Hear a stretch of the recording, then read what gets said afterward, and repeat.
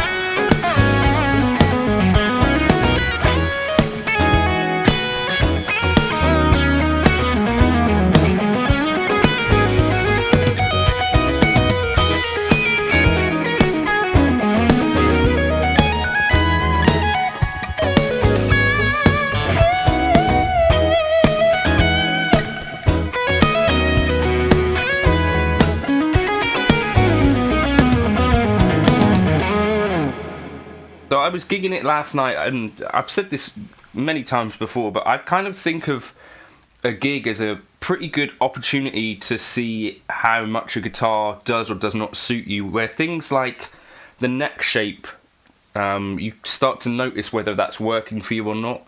So for instance, I've got a Telecaster with a fairly skinny neck, and sometimes, you know, when you go to chord like a D, you know, stuffed out at this end of the neck, I start to feel a little bit, you know, it feels a bit challenging down there on the telly that I've got.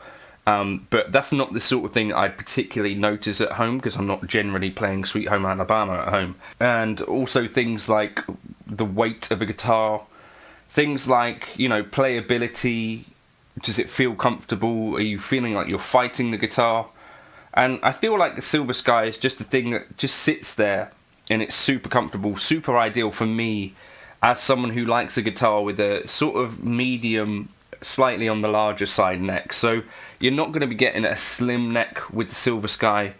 I think it's sort of based on a 63, 64 type Strat. Of course, many of us have played a vintage 63, 64 Strat to know exactly what that profile would feel like in our hands. But you get the point. It's kind of not dissimilar to my K-Line Springfield's necks. It does have some nicely sort of rolled fret edges, it feels like, or maybe that's just kind of the way that it rounds off, but it's just super comfortable. The radius on it, 7.25, is one of those key points that I see people again and again say that they can't get on with. So I'm guessing that if you're someone who didn't get on with 7.25 radius, then something like this or the American vintage kind of guitars wouldn't particularly suit you either. If you've not played a radius like this, I would say I find it super comfortable for both lead playing and chord playing. I've never really noticed an issue with it, but I don't have super low action, so that's kind of where I'm at, so it doesn't make a huge difference to me. Looks on the Silver Sky are, I think, its only real weakness, and so if you do get a chance to see one up in person, I would say that these knobs tend to look a little bit on the cheaper side. Of course, you're not necessarily going to notice it hugely on stage, and also these are like plastic, and my bassist last night, kind of, Alex came up and he was like, I just handed him the guitar and he was like, are these plastic? And he had thought they would be like satin, sort of brushed type something, but they're not. They are locking tuners, which is not what you'd get on like a Fender in this price range. Do they make any Fenders with locking? I guess an American Pro, maybe an Ultra, but you know, the vintage style guitars wouldn't have locking tuners. Yeah, just overall it feels incredibly smooth to play. This is a 2021 model. Also, yeah, the neck join looks kind of crazy if you see that in person. Depending on how well matched the pieces of wood, it is a strange neck join, but hopefully that's like a scarf type thing which is built to last. Hopefully. I guess they know what they're doing, right?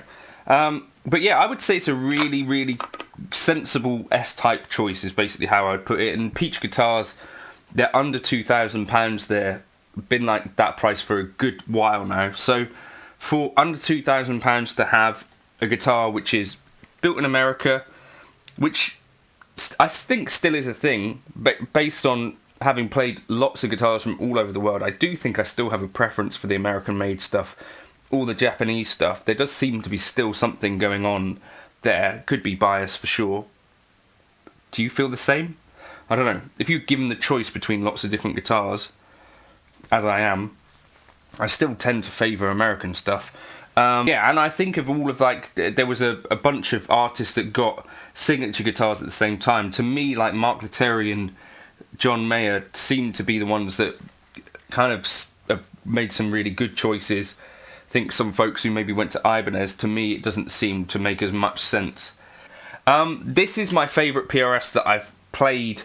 I also played the Miles Kennedy, which had some of the things that the Silver Sky, didn't have some of the things that Silver Sky has going on for it. So it was a little on the heavier side, which the Silver Skies generally are quite light. But this one's like about £7.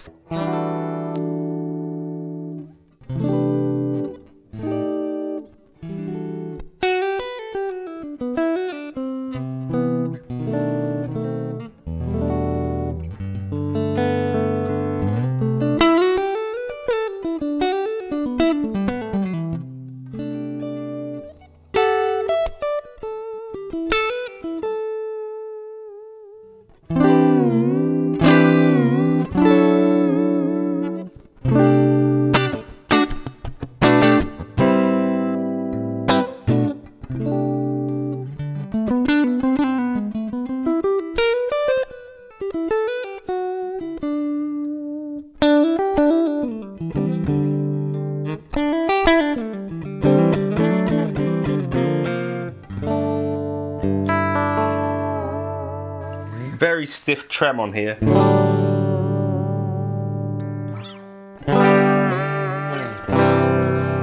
You can see it's got 4 springs on it. I think it's just kind of set up to be decked, this one in particular.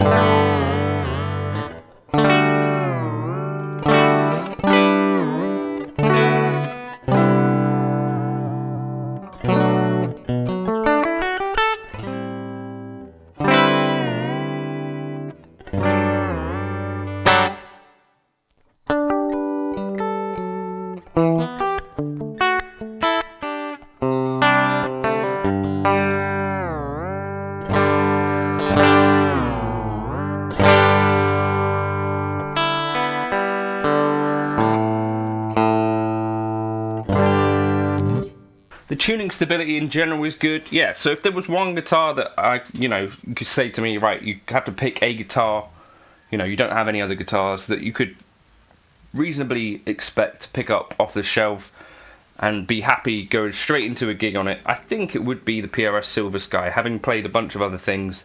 Obviously, like, I'm not putting K-Line in this same conversation because those are boutique guitars that you're not going to see in shops all around the world. Obviously a K-Line Springfield would be my number one choice, but if you're talking about things that are, easily accessible, then I think a Silver Sky would be it for me. I don't know, let me know your thoughts in the comments and your favourite S-type guitar that you would pick for that job. And if you've got any bad experiences with the Silver Sky, again, leave them in the comments because I think people want to see other people's opinions. I bought this one second hand. I have no affiliation with PRS. I just really like the guitar, and gigging it last night reminded me of that.